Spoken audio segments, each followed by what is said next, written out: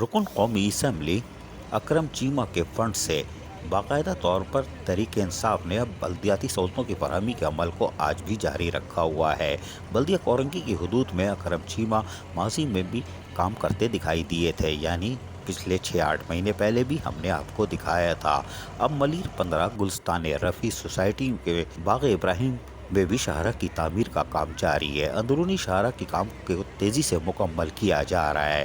جہاں سڑک کی تعمیر سے صاف ستھرا ماحول میسر آئے گا، وہیں لوگ خوش دکھائی دیتے ہیں، جبکہ یہاں پر پاکستان تحریک انصاف کے مقامی رہنما عابد جیلانی، سید ندیم اختر، انجینئر نویل کے ہمراہ کاموں کو اپنی نگرانی میں مکمل کرا رہے ہیں تاکہ علاقے کے لوگوں کو ایک صاف ستھرا ماحول میسر آ سکے۔ واضح رہے کہ گزشتہ 4 سال کے منتخب بلدیاتی نمائندوں نے جہاں لانڈھی کورنگی ملیر شاہ فیصل والوں کو بلدیاتی سہولتوں سے محروم رکھا ہوا تھا، وہیں پر لوگوں کو سخت مشکلات کا سامنا تھا۔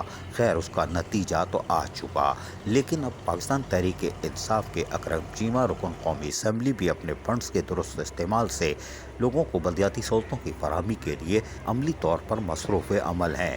یقیناً لوگوں کو سہولتیں چاہیے۔ پاکستان تحریک انصاف کے اکرم چیمہ ملیر کے بعد اب شاہ فیصل میں بھی عملی طور پر مصروف دیکھے جا سکتے ہیں۔ عزیز عارف، KBS بلدیاتی نیوز، کراچی۔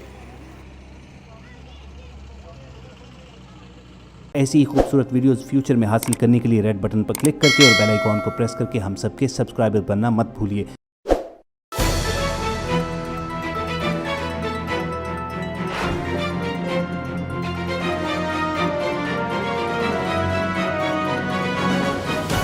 KBS بلدیاتی نیوز۔